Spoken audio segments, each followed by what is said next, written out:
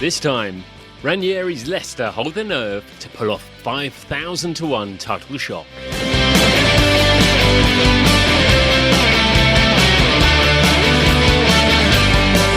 it's no nay never, no nay never, no more, 'cause I'll stay a while over forever and more. And it's no nay never, no nay never, no more, 'cause I'll stay a while over forever and more.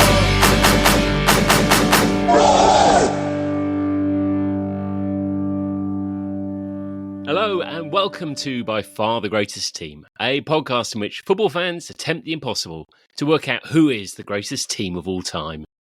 Sometimes, like Greece in Euro 2004, an outsider is destined for greatness. Other times, like putting a few quid on Josie Altidore to be Golden Boot at World Cup 2010, a different fate awaits. My name's Graham Dunn, finding the Oxford United angle in every story. And joining me deep from the dataverse in which he resides, it's Jamie Rooney. Hiya, Jamie. Hey, Graham, how are you?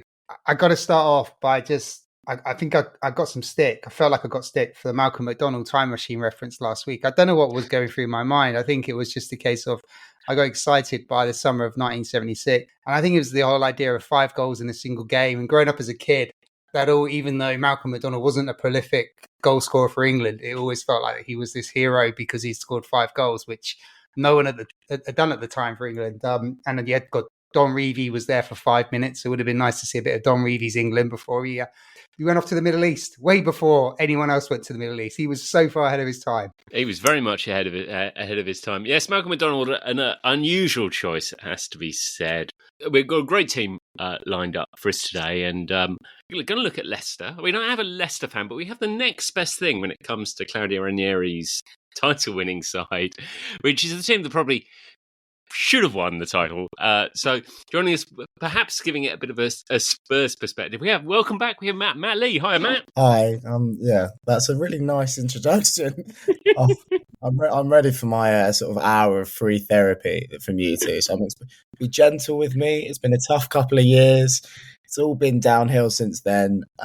So yeah, but at the moment, we've just come off beating Jamie's United team over the weekend. So that's put me in a good mood for today's podcast. So we've been talking about siblings in the last couple of podcasts, football siblings, which probably aren't as unusual as we thought at the point we first raised it. It came up because of we talking about the Steen brothers, and this has sort of prompted a series of, and pretty much anyone we see, they mention new footballing brothers who played for the same team. So I think Jamie, you felt you missed a bit of an open goal with Brian and Jimmy, didn't you?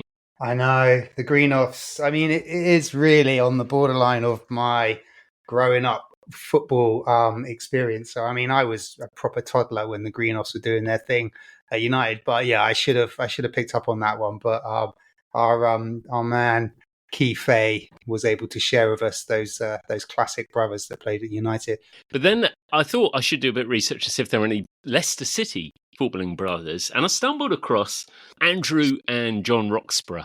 They played for Leicester in the 1920s. Not particular legends of either team, but where they are interesting, that Andrew Roxburgh played for Leicester City for 2-3 years, and then he got injured. This is slightly surreal. Decided to go for a less rough sport, or one he would be less likely to get injured at, and so started to play rugby. And he played for Leicester Tigers. So he is the only person who has played for both Leicester City and Leicester Tigers rugby. He played half a season for Leicester Tigers, then dislocated his shoulder and went back to playing football. If you ever need to, sell anyone this podcast, I think you just clip that and put it everywhere, because that's the kind of niche statistics that people need in their lives. The Roxburgh brothers in the 1920s. But then that did also then bring me to thinking, and this is really only tangentially related to either subject, but it did remind me what I think is really bizarre circumstances where Leeds United were managed by Brian McDermott, the ex-Arsenal, Oxford and Reading footballer, and Leeds Rhinos were managed by Brian McDermott. Now that is just too bizarre, isn't it, to have two Leeds teams. It's not managed by like John Smith or David Jones. Brian McDermott. I think there are only 3 McDermotts ever, and that includes 2 of them. That's incredible. I mean, the odds must be somewhere close to 5,000 to 1 for that to be ever happening. Wow. It's almost like he's recorded a podcast before. Well, look at that segue into it. We don't rehearse. We are talking about outsiders. Today's story is probably the biggest outsider certainly of the modern Premier League and of the modern football age, I think. So we are going back to 2015-16. We're going to Leicester City. I mean, historically, they are not a very Premiership winning team, are they? Yeah, they were a Championship club, came up the season prior. If you go much further back, I don't really remember Leicester playing in the Premier League that much. I'm showing my age here, but they were not a club that I associated with success, and I think their fans would agree with me. Incredibly, they are one of your most classic yo-yo teams. I think they've got something like 22 promotion relegations in their time. They've spent 55 seasons in the top tier, Division 1, the Premier League, 62 seasons in the second tier, which is now the Championship, where they are right now. And they've had one single season in the third tier, which incredibly they had that on this run where they went on to win the Premier League. So it's recent history. But yeah, they are a classic yo-yo football team. They are one of the best examples, but not the best example. Bolton Wanderers, Birmingham and Grimsby Town have had far more promotion and relegations, but Leicester City are right up there in the top 5. Leicester must have the most between the top 2 tiers, mustn't they? I don't think Grimsby's been they yo-yoing between. Incredibly, Leicester only just beat Manchester City on this one. So Manchester City have had 21 promotions, relegations. They've also spent some time in the third tier in the last 20 years. So yeah, Manchester City, I familiarised myself as Manchester City as a yo-yo football team. The last 6 or 7 years has been very bizarre seeing Manchester City finish out on top of the Premier League, but also top of Europe now. They are the best team in the world. Who would have thought that? There is a yo-yo Toure joke in there somewhere, but I won't make it. That's quite good. And Leicester with this kind of reputation for going up and down between the leagues. And I mean, the start of this story is them almost going back down to the second division. And that they are in some trouble at the back end of the 2014-15 season, aren't they? But yeah, they were bottom up until 10th of April in the season previous. Then they had gone this amazing run, which basically lasts until April the following year when they lift the title. But from April onwards, in the 2014-15 season, they lose 1 game out of 9, they win 7, they draw 1, and they go undefeated in May, conceding 1 goal. And in that game, they beat QPR 5-1. Nigel Pearson leads this kind of amazing recovery, yet they don't keep him, do they? No, they get rid of him. They get rid of him in the summer. They bring in Ranieri. And there's a lot of jokes made about it. And I think it's a bit unfair on Nigel Pearson because I think he did an incredible job. He got them back into the Premier League and then through a pretty decent backroom, as I understand it, using data analysis as well, they were able to find a way out of relegation, certain relegation. I mean, Matt's absolutely right. I mean, I like to see it as an April Fool's joke because on the 1st of April in 2015, they are 6 points off safety with 6 games to play in the Premier League. I mean, they haven't got a hope in the prayer. They're down and everyone is pretty much predicting this. A year later, on April the 1st, in 2060, they're 6 points clear at the top of the Premier League. It's an incredible feat. It really is the greatest April Fool's joke of all time. Yeah, from 10th of April in 2015 to the following April of 2016, they win 91 points over 41 league games. I mean, that is unheard of from a team where they were. And it's interesting that even when you look back at that Leicester side that stayed up, once has one or two, it has a number of the players who go on to form the backbone of this current side. They don't necessarily stand out. So I mean, everyone thinks about Jamie Vardy scoring a shed load of goals throughout his time, all the way through the divisions, making his way up. But yeah, I think Vardy gets 5 or 6 goals that season. It's like there's no sign that he's about to do what he's about to do. The interesting thing with this is a lot of these players revert to the mean afterwards. So it's in this sort of period of a year where they just are outstanding. But if you look at some of the players from that team, and we'll go on to talk about it, I mean, your Danny Drinkwaters, your Wes Morgans, these are not Premier League winning players. And it's not as if after they win the title, they go on to have these long... I mean, Wes Morgan's a bit older, but, Robert Huth, Danny Drinkwater, Danny Simpson, all of these players, good Premier League players, but they don't have an illustrious career following Leicester winning the title. They sort of drop off. So it makes the title win even more amazing because it's not like they just unearthed all these gems, although they did unearth quite a few. But, 3 or 4, not 11. Is the point I'm trying to make. There's a team, Leicester look well placed where they were in a relegation struggle with the side they have. And you're right, they bring in, 3 or 4 players who turn out to be quite integral to the title charge. But even it's really only N'Golo Kante who probably is the one rough diamond that you hadn't seen from the side before. And you're right, there's suddenly you have this team which plays up to an unbelievable standard the following season. Ranieri, I don't know what job his one was when he turned up at Watford a couple of seasons ago. But even by this stage, at the point he takes the Leicester job, his reputation is probably... would it be too much to say that he's no longer sort of considered a top level football manager? That is Ranieri. Ranieri was kind of seen as a bit of a serial runner-up, a serial loser. He hadn't really had much success. He'd won a couple of lower titles in smaller leagues across Spain and Italy. But yeah, Leicester is the big prize for Ranieri. That is the one. And Jose Mourinho, who was the Chelsea manager at the time, and Chelsea had just won the championship with, I think, Jose Mourinho the season before, he joked about Ranieri coming in and just called him the loser, the guy who kind of fails to achieve anything. Claudio Ranieri, a super great guy, a wonderful football brain, but just never had that extra bit to take him into the league of legends and to win at all the clubs. And he went to quite a lot of clubs. He's definitely been around. So Graham, when we compose those Wikipedia club pages, Ranieri's is, when it comes to management, is pretty long. It's quite something.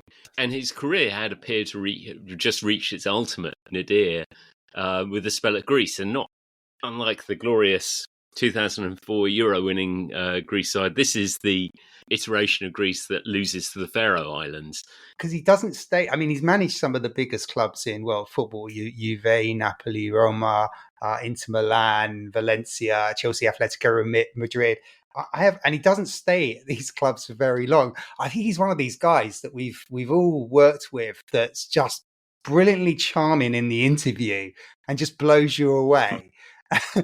And then as they kind of get in, their performance doesn't really match what they sold you in the interview. And you start thinking, was he really this good in the interview? And suddenly you realize that he's probably not as good as he sold himself as, and you move him on.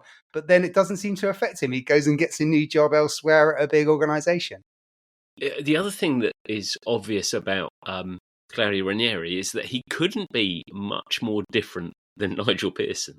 So, Nigel Pearson is, no nonsense, tough tackling centre back, appears to manage in the same way. He's kind of quite thoughtful, but thoughtful in a slightly menacing fashion, and certainly not someone who appeared to enjoy being interviewed or the media side of stuff. Whereas Claudio Ranieri, that just seems to be, just a nice bloke in charge of a club.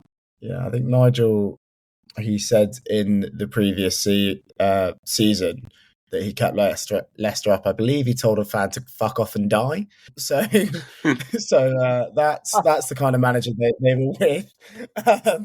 And if I'm misquoting him, I do apologise, but it was caught on camera. So, yeah, that's the kind of manager they were dealing with. And just going back to your interview point, Jamie, clearly they charmed the Greek FA or, whoever, someone from the Footballing Association there. Because a guy, I don't know if it was the president or just one of the higher ups, had to come out after sacking Ranieri and apologise to Greece. He came out and said, "I'm sorry, we got it wrong. We clearly appointed the wrong man." Clearly he is a charmer, but wasn't doing his job properly. So, Jamie, that Leicester side, he does make a few signings in the summer. He brings in, obviously, N'Golo Kante. He brings in Christian Okazaki, Fuchs, I think. There's a Yep. couple. Yep. And he brings in Okazaki as well. And I think Huth they signed that summer. So those are sort of the backbone of that title-winning side of the ones who play, and then a couple more sort of on the fringes. So they bring in Nathan Dyer on a loan. They bring in Damari Gray. Chilwell comes back from a loan, but then they send him out again mid-season. So he sort of doesn't really feature that. I don't even know if he gets a Premier League winners medal. But yeah, it's a couple of signings in key positions. Well, this Leicester team is unlike so many teams. This is kind of it's a throwback, isn't it? It's a throwback to the 70s and 80s where you would have, actually just a team that would win. So I could sort of challenge myself and, I could remember 10 of the starting 11 because it was all pretty much always the same. The defense, you had Schmeichel in goal, the defence picked itself, Simpson, Fuchs on the as the fullbacks, and Morgan and Huth at the back, and the midfield Kante and Drinkwater and Mahrez and Albrighton, Vardy, and the one I was struggling with, and he came into it sort of towards the end, was Okazaki. I'd forgotten I can't believe I'd forgotten him because he was just a wonderful player. High energy, just pressing and always playing with a smile on his face. He was a good player. Wonderful is an exaggerate. He was good. So when you said that about remembering the team, I was the same. I remembered the Leicester team, player for player, and I was like, well, it must be. That's quite unusual. But I actually was looking at the City team last year. So Leicester, in their title-winning team, used 18 players over the course of the season, which is nothing. And if you look at last season, City only used 22. And if you look at the team sort of, I looked at a table of teams that have used the most players, and the majority of them, Chelsea aside, but let's not include Chelsea. The majority of them, are near the bottom of the table. Chelsea had obviously, I think, were high up there. West Ham used quite a few last season. We always think in terms of depth, and that being so important, but depth doesn't mean playing lots of different players. Depth just means you have 11 good players and then 4 to come on, basically.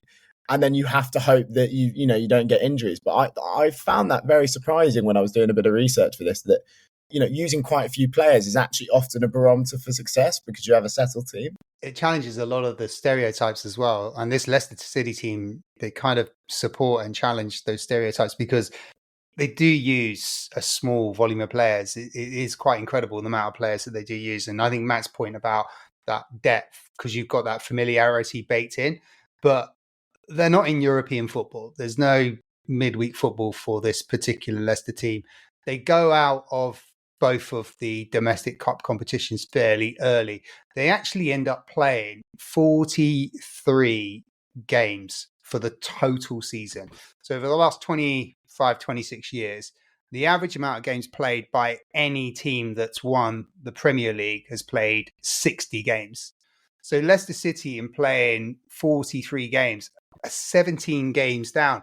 And you always have that idea that if you're playing less games, your players are going to be in better condition. You're more focused on the next game that's coming, which is a league game. And that's the only thing you're gunning for. And then if you look at that, Leicester City have the second from bottom number of injuries. So they're not carrying injuries in the team as well. So they've got that settled team that Matt talks about. They're only playing every Saturday and they've not got any injuries.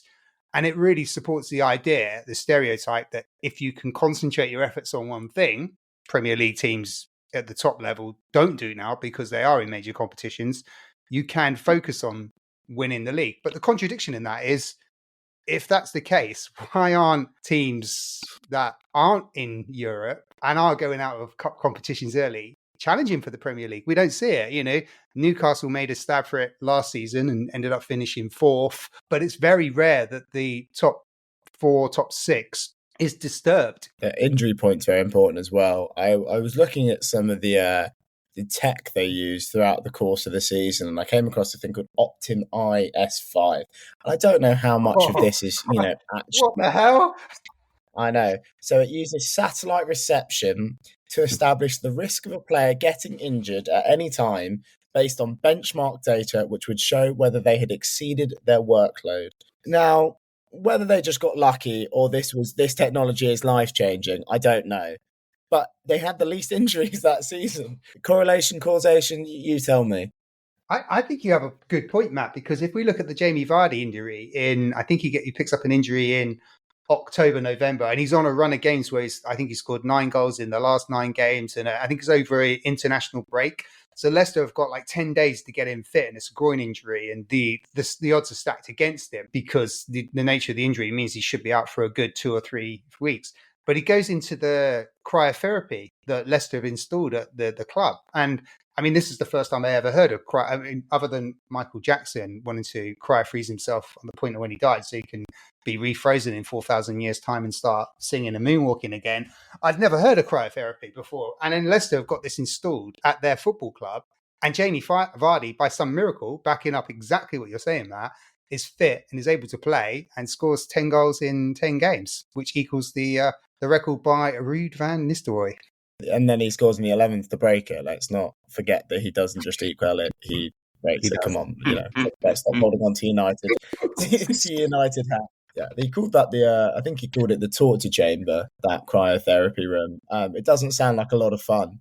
It is sort of interesting as well, though, that whole point about what a regular side they kept. And because actually, the other element of Claudio Ranieri was that his initial nickname, certainly over in the UK after his spell as Chelsea manager, was the Tinker Man, because of his determination to change the side every week. That actually now wouldn't be seen as particularly strange. I mean, Pep does it, well, when he's not trying to make a point about them being short of players. Pep does it all the time. Ranieri was one of the first, sufficiently that he managed to earn himself a nickname for, always changing the team every week. Now, that was at Chelsea, but Chelsea, they didn't have quite as many players as they do now. But, they have a large squad to manage. But it's interesting that it's almost horses for courses with Ranieri. And when he's at Leicester, when he's got a smaller squad, when he's got a smaller squad of kind of of obvious first teamers, the whole, we'll mix it up and I'll kind of change up here. And that actually wasn't a philosophy for him at all. It's kind of, he just changes for whatever makes sense to him. Yeah, there's two things that build into that as well in terms of keeping the same team. One is that it helps having a bloke who can do the running of 3 people, so your players can have a rest. So having Kante means the rest of your team can have a breather while he runs around and chases the ball. 2, on a more serious note, I think that it's interesting if you look at Jamie already talked about lack of games. They played 43 games, so they're not. So you can, they're less likely to pick up injuries. They're less likely to get worn down. Also, I think their style of play that season, they're not a high pressing side. They sort of sit a bit deeper. I wouldn't quite call it a low block, but it's not high pressing. And then they just hit teams on the counter with sort of Mahrez and Vardy, down the middle with all that pace. I don't know what their running stats are, so I may be proved incorrect here, but that sort of seems to me like it can be a little bit more sustainable throughout the course of the season. It's certainly noticeable at fullbacks, I thought. That was at the point where everyone had suddenly decided, oh, no, the fullbacks, that's where all creativity comes from. That's where everything's going to come from. And again, it's like a throwback to going, oh, no, because they were much more kind of your 1970s defend first, don't get caught out of position, and then, whilst contributing going forward, but not, definitely no modern day fullbacks. It backs up some of the statistics of that particular season as well, because Leicester City have the highest tackles per game, almost 23 tackles per game. That's the highest, or I think equal highest with Liverpool in that particular season. But they have the highest interceptions as well, 21.6 interceptions per game. I think most of those is by, Kante and his two brothers doing the intercepting. But it does back up the idea that they were defensively structured. And it changed.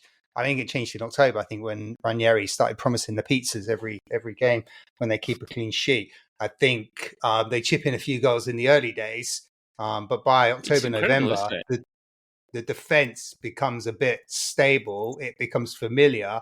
They also have the lowest amount of offsides per game as well. So they clearly got structure in the team in terms of how it's moving, because they're controlling the fact that they're not being caught behind the defensive line of their opponent. So I think Ranieri's kind of almost Catenaccio approach with 4-4-2, which we haven't spoke about, because 4-4-2 is much maligned. He's playing 4-4-2 and it's wonderful. I think that all plays into what is slowly becoming the most perfect storm for Leicester City. I remember them being defensively very solid and very tight, and I'd totally forgotten that. Actually, they begin. I think it's the 10th game before they get their first clean sheet. Defensively, they do not look like title winners in that opening stage, do they? It is hard to look defensively stable with Wes Morgan and Robert Huth as your centre backs. Robert Huth is one of my favourite players out there, because the man was born to be a centre back. Look at him; he's made from granite. He's a big bloke, and he looks like he just wants to twat it long, to use a common parlance, and no nonsense. That's what I want for my centre back to look like. I mean, that's the wonderful thing about this whole story, is that players like him, he joined Chelsea, there looked to be an opportunity there. He might go on to, and then by the time he got into Middlesbrough, it's kind of fade. Then he's a few years at Stoke, and by this stage, he is just enjoying his football, plying a trade. But he's not title winning centre back. It's just extraordinary, isn't it? How important do you think Schmeichel is to that defence? Because it does seem extraordinary that the lack of pace of Morgan and Huth must be exposed. Schmeichel's an interesting one, I think, because I always, and I don't know, it's because of the name, and I always say, as a former goalkeeper, still moonlighting as one on occasion, I take a good interest in keepers. And Schmeichel, to me, whenever I watched him in lower leagues or in the FA Cup, always looked a very good goalkeeper. And even in their season before, where they were sort of in the relegation fight, I thought he still looked good, solid Premier League quality. And as it is proved, as him being one of the Leicester team who went on post title win to continue to perform at a high level, he was a very good Premier League goalkeeper who played very well that season. Yeah, I always thought he was quite a great goalkeeper, but I think he was a very good top 10 Premier League goalkeeper for a long period of time. So that Leicester make a bright start. In fact, I think they're top after the first two games, drop down a bit, then they're top again for a little bit. Then, I certainly think after that Arsenal defeat, the 5-2 one, it feels like that's a bit of a wake up call. And then, they're obviously going well. They're obviously in there, but there's nobody thinks, even sort of that Leicester will still be there in the European places, in the Champions League places, let alone to actually hold on to the title. And Jamie, you've mentioned this perfect storm, which it definitely is. That season is really strange for what happens to the big sides who should be winning. I mean, Chelsea. Well, I mean, we're going to have some fun at Spurs' failure to cling on, but at least they were there. You compare how they fared compared to. So Man United are in this. They're in that Van Gaal period. Yeah, they're not at the races. Chelsea are holders, and then Mourinho throws his toys out of the Prem early. Is that right? My good Chelsea stat, because I always, they're my most hated team. Their drop off in form from Champions was one of the worst ever. It's the first time ever in the Premier League year that the Champions finished outside the top 7. And their 1.32 points per game is the 13th worst season following a title since 1888. And that's it. Right, let's move on. Sorry, no, Jamie, go ahead. They are very good and fun Chelsea stats. And just look at Leicester the season before. I mean, they had 41 points and they go to 81 points. And then the following season, they go to 44 points. It's similar to what Chelsea had done, which is a strange period. And I think it touches on what Graham's talking about. The opportunity was there for, I think, any team to put a run together and challenge for the Premier League. And Leicester City win the Premier League with 81 points. Now, this is ridiculously low for a Premier League. The average for winning the Premier League is 92.42 points for the average over the last 26 seasons. And the only time 81 points has been worse than that goes back to the 98 season when Arsenal won with 78 points. The 99 season, that treble Man United team, was 79 points. And then in recent times, Manchester United won the Premier League in 2011 with 80 points. Other than that, I mean, you are north of 85, 86 points. And the number of teams that have finished second in that period as well on more than 81 points, you would have had champions quite clearly. So I think there's an opportunity. It's Klopp's first season at Liverpool. He's just finding his feet. Rodgers gets sacked in that first 2-3 months of the season as well. That's a very good point. I forgot about Brendan Rodgers. How can you forget about Brendan Rodgers?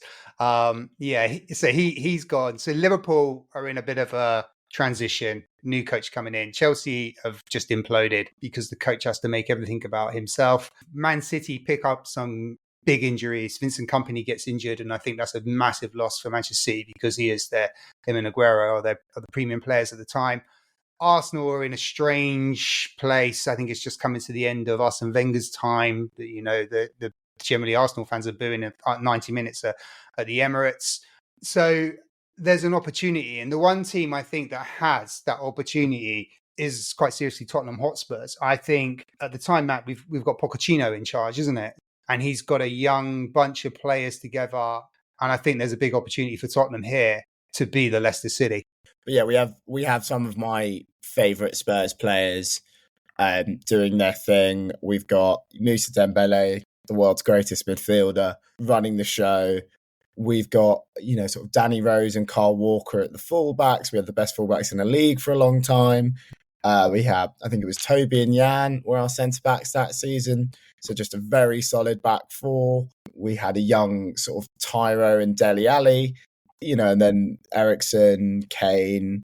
It's a very good Spurs team that sort of gets there a bit before their time and don't really know what to do with it.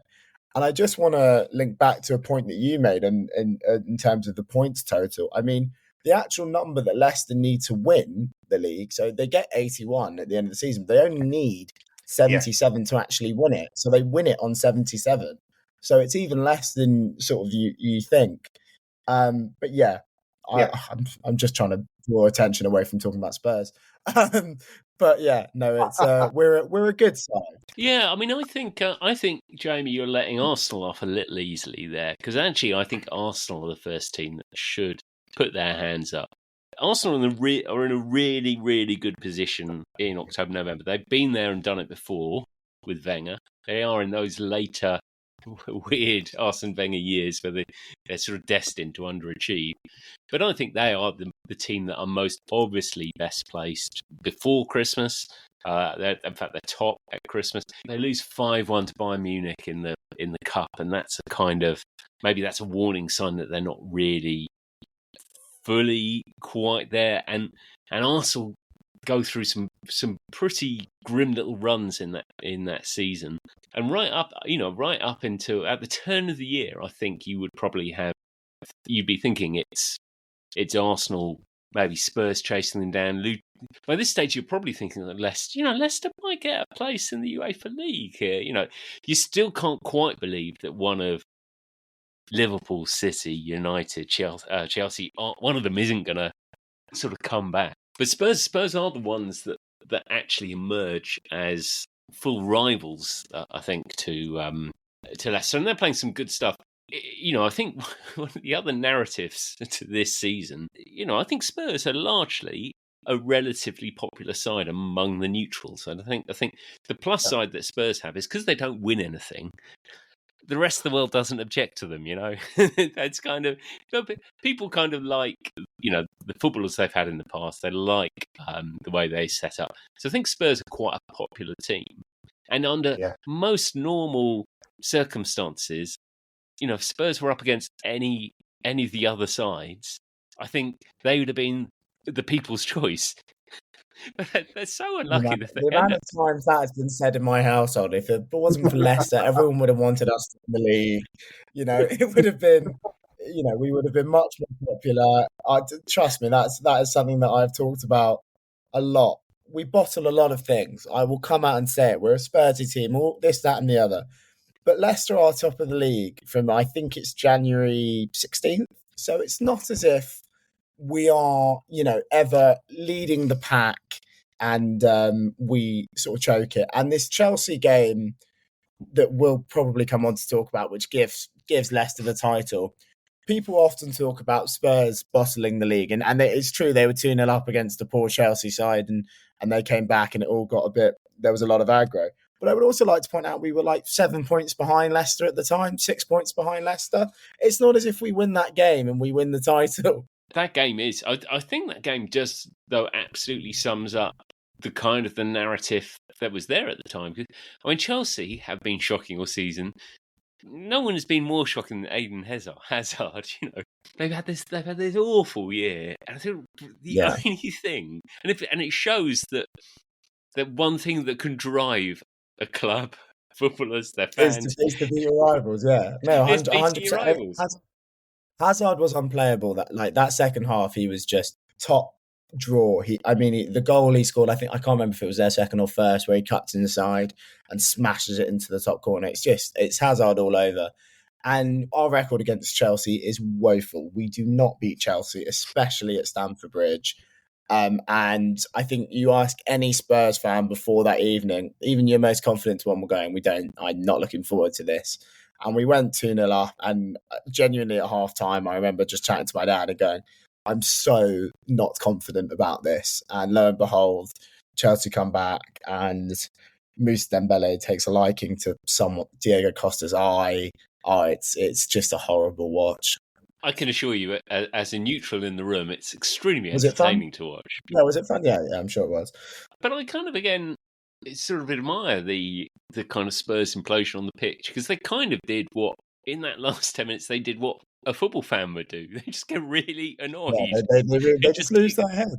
Absolutely lose their head. The tackles that were flying in that day, I can't remember who the ref was, but how there were no reds. It's Clattenburg. Beyond, it's Clattenburg. Yeah, it's a joke. But let's talk about, I don't know, someone else, please. I think Tottenham have got an opponent in Leicester City who have that steely grit of determination. I think from January they genuinely start believing inside the club that they can do this. I think they can look at the next 4 or 5 months and draw comparisons to what they've been doing. And I seriously believe, and whether this was spoken about, we don't know, but I seriously believe they started thinking, okay, this is game to game, week to week. We actually can do this. We are good enough to do this. If we keep the injuries low and we keep the suspensions low, which is exactly what happened. Again, that not only did they have one of the lowest injuries, they had one of the lowest suspensions as well. Players were not serving big suspensions, so they were able to keep a settled side. So I think, as much as it would have been a beautiful fairy tale to see Tottenham Hotspur actually win a league championship, especially in my lifetime, and I'm an old man and I still haven't seen them win a league championship, and I do have a little soft spot for Tottenham Hotspur. But I think in their opponent, Leicester City, they were just too strong. Firmly believed that their confidence was in a place where they were going to hold on to that top position. And they do. From week 22 in the Premier League right through to the end, they don't surrender top spot. And there's a particular period I think you can see when it happens. It is when Leicester beat Liverpool 2-0 and then go up to Man City and win 3-1 at their place. And I remember that City win in particular was the game people are expecting normality to there to be a reset. Let's go back to our factory settings on this. Leicester can't be winning, but they kept winning, and they would now, even though they do lose to Arsenal. I mean, that point when Vardy puts them one up, and you think, oh my god, they're gonna, and it's only a red card which kind of pulls it back. And as you say, Leicester are leading from the front, and I think by that stage there is a belief there that they're going to win, and from that point on, pretty much they go on this run of 1-0, 2-0. It's pretty comfortable from there, and I think by the time Wes Morgan gets that goal at Old Trafford, you pretty much know the writing's on the wall, don't you? Yeah, you've summed it up well. I think it's also just important here to sort of highlight the players that were driving this forward. So Vardy, of course, we've spoken about. Kante, we've sort of mentioned in passing, but we haven't actually touched upon player of the season, Riyad Mahrez, who was signed for, I think it was 500 grand from France, from a French side. Yeah, from Havre. And yeah, that season he is unplayable, becomes only I think he's the first African player to win PFA Player of the Year. And he is just electric that season, sort of the jewel in the Leicester crown alongside Vardy and Kante. And, I know I said at the start that they didn't create gems. Their whole team didn't go on to have amazing careers, but those three stars were just sensational, especially in that run. And I think Mahrez breaks has a goal drought and then breaks it playing against City. And turns up at the big moments. I mean, these are top players who come from nowhere and drive Leicester to the title in that run-in. It's good old-fashioned pace. It's good old-fashioned pace that is the weapon in this Leicester team. They've got a structure in their 4-4-2, but they've got incredible pace in two players. Riyad Mahrez, who you mentioned, Matt, who was sensational. And you're right. I mean, they picked him up in League Two of French football, from Le Havre, and you've got Jamie Vardy as well. So when you've got these two steam trains just running at you with the ball, it can frighten the life out of any defender, no matter what quality you have. And it was absolutely part of an amazing game plan. Solid at the back, structure in midfield, hit your teams with pace and bags of pace. But it really is. I mean, the collection of players that Leicester have got here, it almost kind of, I don't think there is any correlation to their data with Moneyball, but it feels Moneyball because they've got a real collection of misfits. I feel like I'm watching Billy Bean and, in terms of how he compiled the team. You really have. You've got, Kante and Mahrez has been snatched up from League Two. Well, Kante was just gone into League One, but he was a Khan who were in League Two for his first few seasons. Vardy, they've picked up. They've spent £1 million on a non-league player in Vardy when he's come through Fleetwood Town. And there was lots of news about that. They've got Wes Morgan, who's been there for ages. You've talked about Robert Hoof, who, is this, the most English German centre-back you're ever likely to see, but he's functional. And then you've got these misfits that have been misplaced at bigger clubs that have never been able to settle in the team. Drinkwater and Simpson, you mentioned, Matt, Marco Fuchs, Schmeichel couldn't get into Man City. He had to go to Leeds and it didn't work for him. And then you got Marco Brighton, who couldn't even get a game for Villa. And suddenly he's like electric on the wing for Leicester. It feels Moneyball to me in terms of how these collection of players have been put together. I think that's what makes it amazing, that it isn't Moneyball. It isn't like they've come and gone, their advanced analytics are so amazing that we need to, assemble this players and we're going to get goals out of him. Because Moneyball, at least, there's not method to the madness, but, that they are calculating what they need to get to their desired result. Whereas with Leicester, as is with a lot of football transfers, obviously, look, you do your scouting, you do your reports, and you want it to work out. But you can't Moneyball football to the same extent, or at least no one's been able to successfully do it. And a word on Danny Drinkwater, who needs to wake up every morning and kiss a picture of N'Golo Kante for getting him paid, because Jesus Christ, that man has stolen the living seats. Just sort of coming to your point about how they played, and I mean, I can't think of a team with a bigger disparity than this, really. So you've got Vardy with 24 goals, Mahrez gets 17 in the league, 18 in the league, and then your next two, I mean, I think there's 6 for Ulo, who went on to Brighton, and 5 for Okazaki. And then, the others have got, 2 or 3. It's not even as though you've got centre-backs. Not in a title-winning side, you normally, I talk about Wes Morgan's goal against United, but he only gets 2. It's not like Huth doesn't get, they're big fellas. They're not scoring loads from set pieces. It really is all about the midfield aren't contributing. Drinkwater gets a couple. Kante, I'm not sure if he scores at all. So he gets 1, doesn't he? So it's incredible how zoned in on these 2 players it is. But they were sort of unstoppable. And that ball over the top for Vardy in particular was just something. It felt like teams should be ready to defend against that. And they just seem to have no answer to it. For years, you think that when you play a team with a quick striker, teams have been doing this for years. They whack it over the top and they hope the striker runs onto it. And you would think that most teams would know what to do, especially with Leicester, who do it every bloody game. They knock it long for Vardy to chase, and you think, right, someone's going to clock on that's all they're doing. Just drop a little bit. But no, because Leicester invite not pressure, but they don't press high. You sort of are lulled into this sense of coming onto them, and it just plays into Vardy's hands. And you got to finish them, and Vardy has an amazing season, but it does just seem like everyone sort of forgets that that's their sort of one tactic: whack it to Vardy and or give it to Mahrez and hope he does something. Graham, the goals you talk about is incredible. Again, Leicester City in this Premier League winning season scores 68 goals. I mean, it's so low in terms of the averages for a championship winning team. The average over the last 25 years is 88 goals.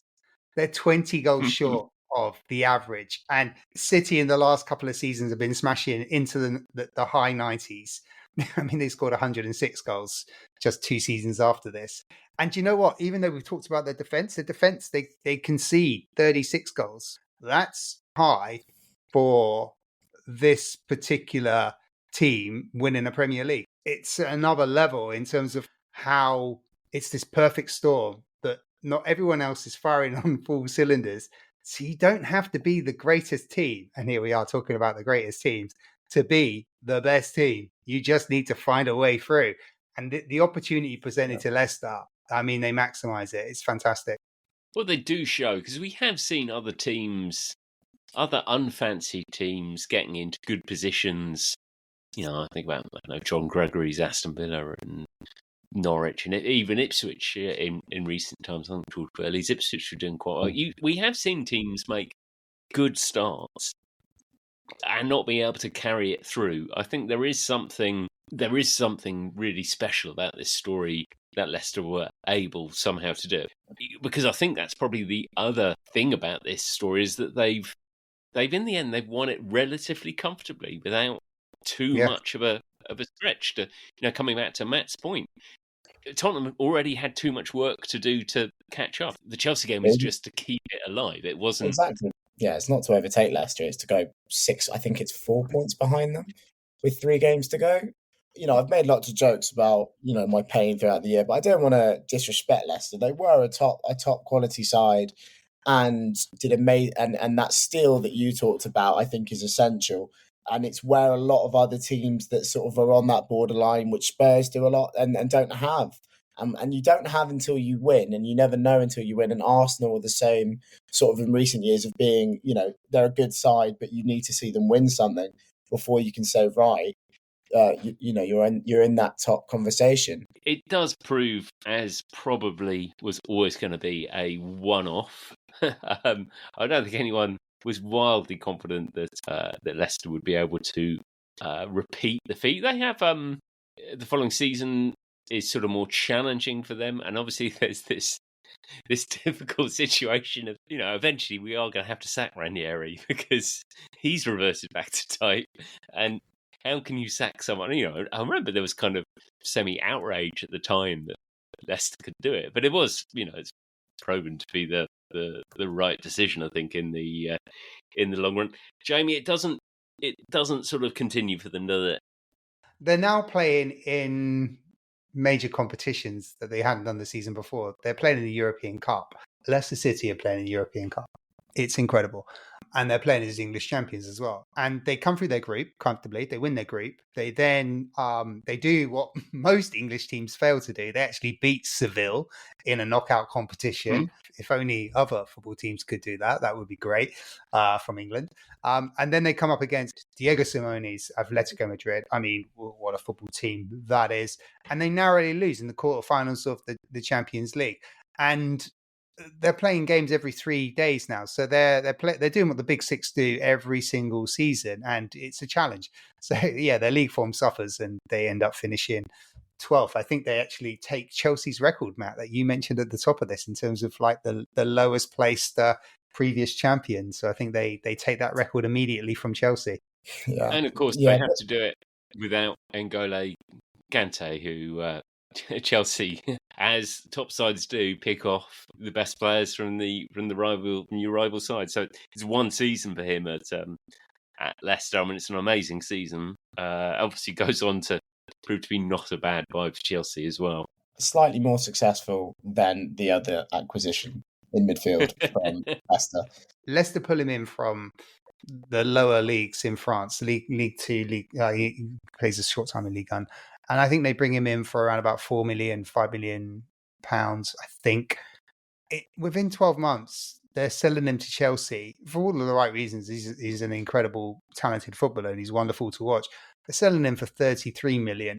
As a business, if you're getting 6 times for a player, I mean, this is the Brighton model right now, right? You're getting 6 times what you bought a player for in 12 months. I mean, it's pretty good business financially. I mean, the football club suffer because you lose a quality player, but I mean, the financial model is fantastic. There's a whole sort of kind of production line of sales. As you say, Drinkwater goes the following year. Mahrez was there slightly longer than I realised. What was he? He goes to City, and then really you're left with fundamentally Schmeichel and Vardy from that regional side, and Vardy goes on to have a remarkable career for Leicester, and actually there are lots of other players who contribute to Leicester sort of cementing themselves, albeit briefly, as a top 6 club. But I think Vardy must be, the fundamental heartbeat of that team, I think.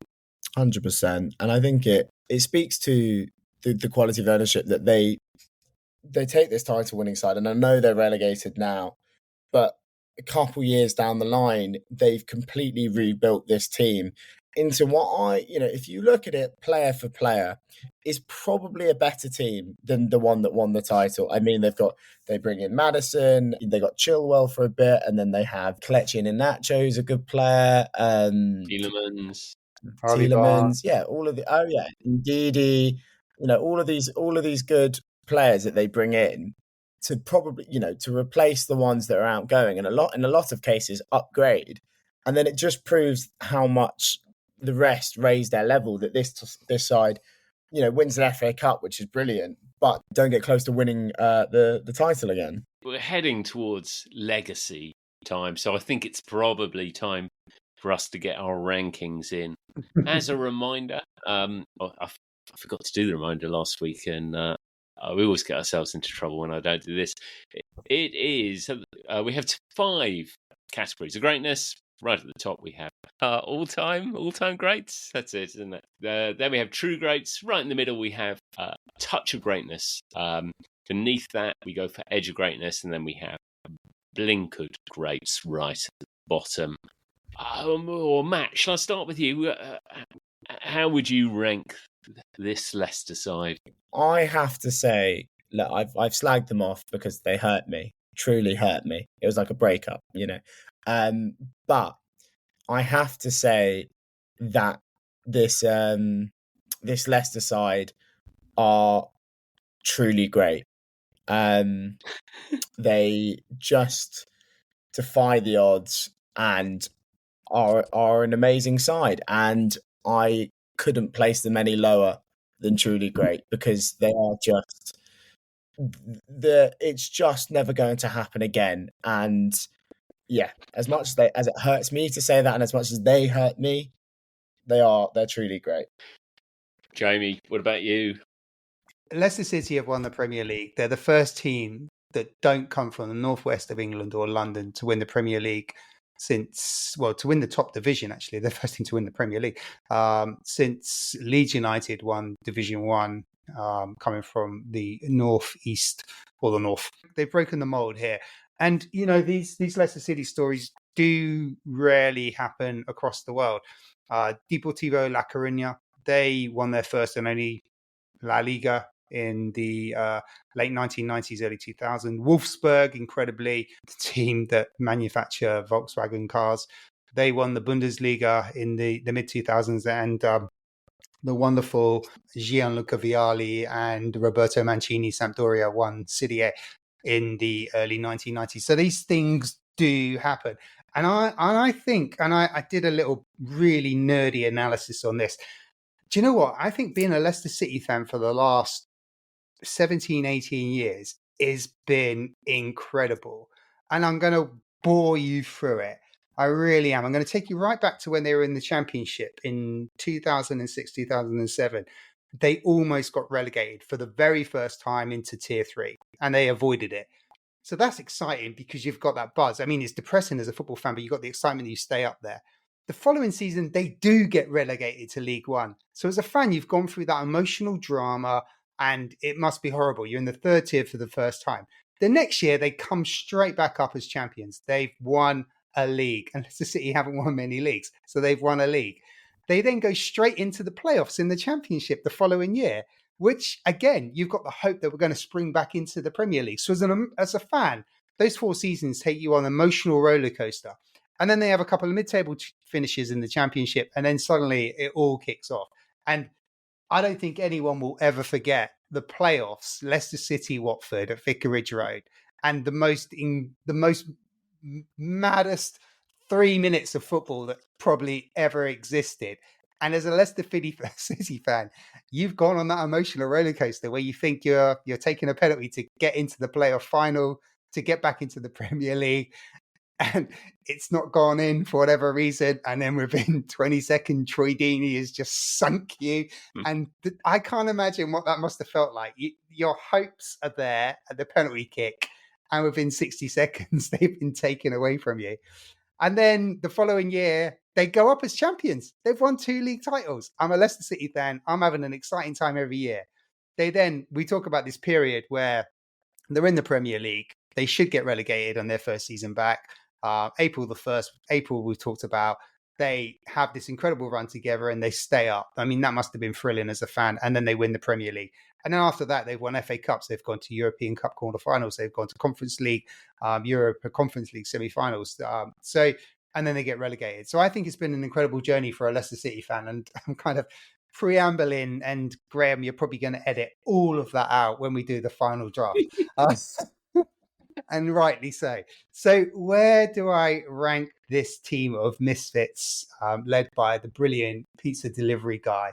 I think this is an absolute nailed on case for me as a touch of greatness, because the legacy is interesting, actually. And one thing we haven't talked about with legacy is how this Premier League team showcases Leicester City around the world. Their social media, most football teams' social media grows around about, this is your bag, Matt, you know this. Most football teams' social media grows around about 10, 15% a year. Leicester City grew 500% after they won the Premier League. It's astronomical, their digital growth. And I think that's a massive legacy, but I still think they're true. A touch of greatness. Matt, please come on the digital stuff.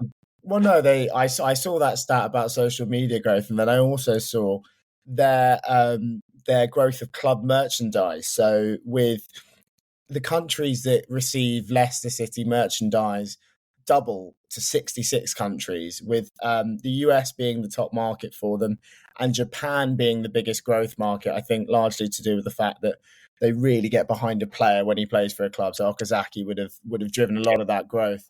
But yeah, and you took my digital fact, so that's great. So yeah, great minds. Graham, Wow. do you remember where we got to? I do. Well, I'll have edited all of it out, so that's fine. Yeah. We go straight from Matt to me. So, Fantastic. Jamie, you've opted. Jamie, you've opted out of ranking them this week. So I think, well, I mean, true. A touch of greatness. That's harsh. That's insulting. That's insulting. Listen, I think this. I mean, this story is so quite aside from anything else. You talk about being a Leicester City fan, and there you are. You spend most of your time listening to either Derby fans talking about how great Clough's title winners were, or Forest fans talking about how great their title winners are. And you get to 2015, 2016, pretty sure it's never going to be achieved. You're never going to manage it. And it is, I think it's the closest thing to a fairy tale. It is absolutely, and everything about that story is a throwback story to a greatness. And you add in the redemption of Claudio Ranieri. I just think, how can that not be true great? It has to be true great, surely. I know Matt's with me on this. Yeah, 100%. I mean, I think they're slightly higher. I think you have to give them the highest honour given the journey they went on. But I'll accept true great and disregard everything Jamie said about touch of greatness because it's rude. I will concede to both of you for all the right reasons because we didn't really talk about it too heavily, but it was 5,000 to 1, and any football statistic is at 5,000 to 1 is incredible.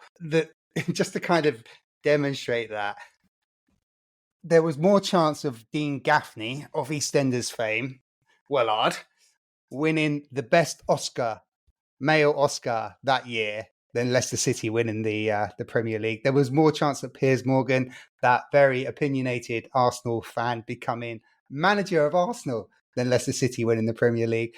And there was more chance of Sir Alex Ferguson winning Strictly Come Dancing than Leicester City winning the Premier League. And finally, I'll leave you with this. Simon Cowell in 2015 was 500 to 1 to become Prime Minister of the United Kingdom. So those statistics, those odds are quite damning. Although I like to think Simon Cowell, now we've lived through the last 7 years, probably would have been a better Prime Minister than the ones we've had. But that's another topic for another day. So I concede. My pathetic attempt for touch of greatness has fallen flat. And I absolutely concede to both you gents. Yeah. Rightly so. Can you run us through the story again? Because I enjoyed that. Excellent.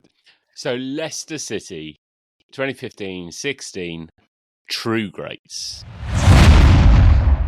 So we have one last bit of business, which is the time machine. Our chance to go back to 2015-16, go and witness a touch of that Leicester City magic of some kind. Or maybe it wouldn't be Leicester City, as Jamie chose last week to go to a completely different team. Well, not even a side note to the story, but Jamie, where are you going to go? Where are you going to go this time? Are you going to keep it? Are you even going to go into the English League?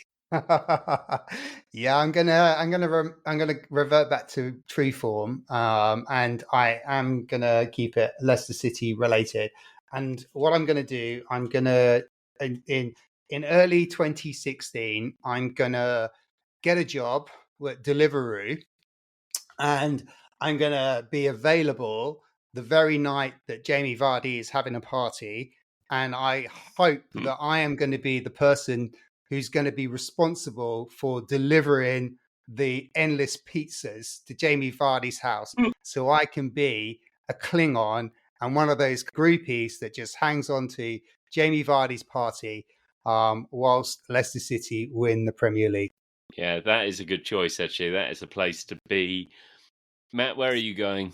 This is. I've completely forgotten about this. Would you be tempted to go back to Stamford Bridge and watch that? Yeah, I would. I'd probably walk in I'd go back to Stamford Bridge that night and tell them, lads, it doesn't matter. So just please go out there and don't make a fool of yourselves, because I won't hear about it. I won't stop hearing about it for the next 7 years. So just go out. I don't care if you lose. Just don't make it embarrassing for me. And yeah, I just give them a little team talk and G them up a bit. And I think I would have to. I'm torn between the two, because the two definitive moments, I think, in that Leicester season, and they're both happen in Manchester. And I think whilst part of me would say that Wes Morgan moment, because I think that is the moment which feels like they have won it. I did watch that game on the telly, and I remember it's pretty awful, to be honest. Where so I'm not going to go all the way back to there. So I think I would choose the 3-1 win at the Etihad, which I think was probably the other one which underlines the moment you realise that this Leicester City are going to last the course. What a story! What a story! That's all we have time for. Matt, thank you so much for your time this week. A pleasure as always, guys. I do really enjoy this, weirdly. Just reliving painful memories. At some point, we'll find one that's more pleasurable. At some point. Yeah, one day. Jamie, thanks again. My pleasure. And I'm glad I redeemed myself with the time machine, because that's been causing me endless sleeping all week with my poor choice last week. That's all we have time for. As a reminder, please subscribe to the podcast. You'll get it in your inbox, and you want every Thursday. And if you want, you could give us a review on there. You could, by all means, give us a review. It doesn't have to be 5 stars, but we'd welcome that. Like it, tell all your friends about it. And of course, you can find us on the social channels at By Far the Greatest Team. You can find Jamie at Couch Pundito and myself at Said and Done on the artist formerly known as Twitter. And we will see you again next time.